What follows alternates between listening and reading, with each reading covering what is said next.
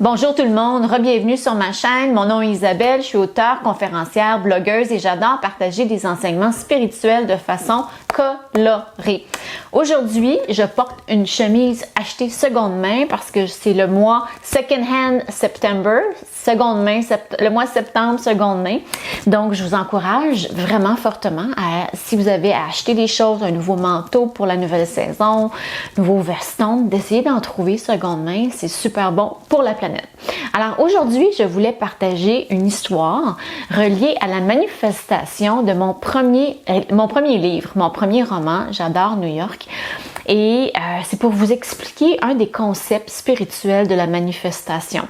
J'en ai déjà parlé, la manifestation, c'est la réalisation de nos désirs, de nos intentions et comme l'a dit Florence Scovel Shinn, la manifestation se présente toujours sur une mer calme et posée, pas quand on est stressé, inquiet, puis qu'on s'en fait sans cesse pour savoir si ce qu'on veut va venir vers nous véritablement. Quand on fait ça, on crée des barrières. Quand on crée des barrières énergétiques, à chaque fois qu'on s'enflamme, qu'on s'en fait et qu'on s'énerve.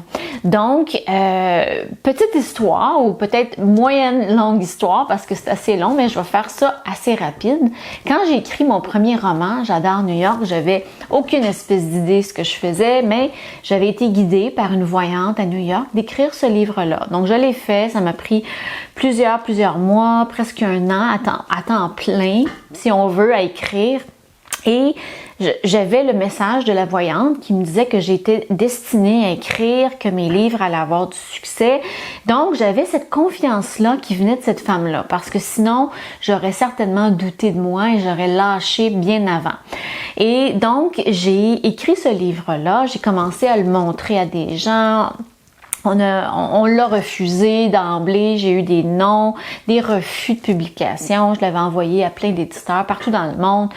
Et mais j'étais pas découragée parce qu'à chaque fois j'avais des commentaires. Donc je prenais les commentaires, j'insérais ça dans mon livre et je retravaillais mon texte. J'avais le message de la voyante en arrière de la tête qui me disait crois-y, aie confiance, ça a beaucoup de potentiel ton histoire. Donc, j'ai continué à travailler mon livre pendant au moins un an et demi, sinon plus. Et puis, à un moment donné, j'ai une amie ici au Québec qui travaillait dans le domaine de l'édition qui m'a dit, écoute, si tu veux, je vais te lire, puis si je peux, je vais t'ouvrir des portes. Donc, elle a lu mon manuscrit et elle m'a donné une liste de gens à qui je pouvais l'envoyer, disant qu'elle m'avait lu puis qu'elle recommandait que je les contacte. Alors, j'ai fait ça, j'étais toute excitée, je suis allée chez l'imprimeur, j'ai fait imprimer au moins 8 à 10 copies de mon livre et croyez-le pas, j'ai fait l'un des plus grands faux pas. J'ai inversé les adresses avec 2 des plus grands éditeurs au Canada et j'ai donc envoyé un avec le titre de la mauvaise personne à la mauvaise endroit. J'ai fait ça 2 fois. Et fort heureusement, je m'en suis pas rendu compte, évidemment, parce que j'aurais probablement fait une syncope ou une crise de nerfs, étant intense et perfectionniste par moment. Donc, j'ai envoyé tout ça, puis je suis partie en voyage. Et j'ai reçu un courriel pendant mes vacances d'une de ces maisons d'édition-là qui me dit « Écoute, on a reçu ton manuscrit.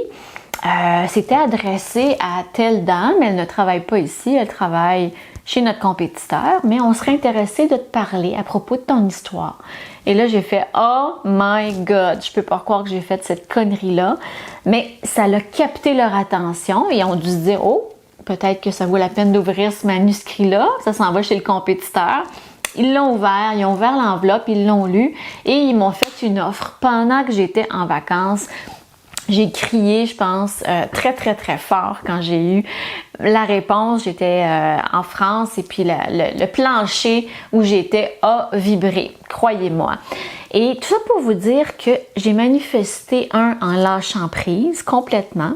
J'ai suivi les indications, les cadeaux de l'univers. L'univers veut toujours nous ouvrir des portes dans toutes les sphères de notre vie, surtout au niveau professionnel. Donc, j'ai suivi les messages, les synchronicités. J'ai fait une erreur fondamentale, mais en fait, c'était un blessing, comme on dit en anglais, une bénédiction, parce que ça l'a suscité de l'intérêt de la part d'une éditrice qui aurait peut-être pas pris la peine d'ouvrir mon enveloppe.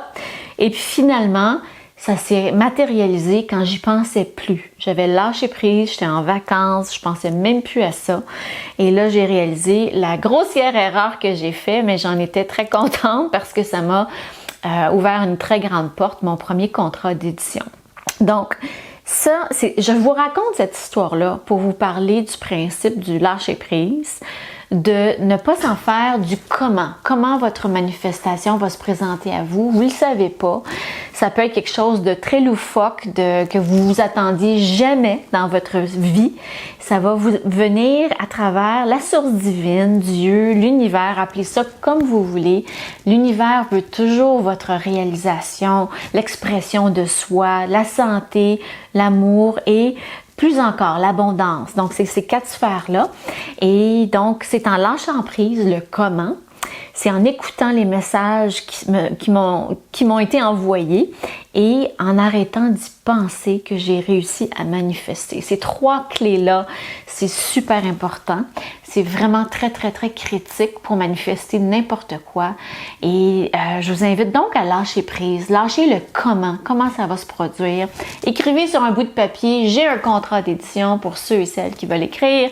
J'ai l'appartement de rêve pour moi, la maison, la job, peu importe ce que vous désirez manifester. Mettez ça sur votre frigidaire et sachez que l'univers va se charger du comment. Vous allez peut-être être très surpris comme moi je l'ai été. Et il faut carrément oublier ça, arrêtez d'y penser. Faites semblant que vous êtes en vacances. C'est pas facile ces temps-ci, j'en conviens. Vous êtes en voyage à l'étranger. Faites semblant que vous êtes sur un yacht. Vous avez oublié votre demande et vous allez voir, ça va se présenter à vous au moment où vous n'y attendiez le moins. Alors voilà pour la courte histoire. J'espère que ça vous parle. Merci infiniment de m'écouter sur cette chaîne. Merci infiniment de me lire. Je vous rappelle que je viens de publier un autre livre, c'est Le temps de briller. Et je partage ces vidéos-là justement pour vous encourager, vous, à briller, à vous retrouver sur le chemin. Et si vous êtes sur le chemin de l'éveil, sachez que je suis là pour vous guider et que l'univers nous envoie toujours des signes à chaque instant, vous envoie des personnes, des messages au moment opportun. Merci beaucoup et je vous dis à bientôt pour une prochaine capsule. Bye bye!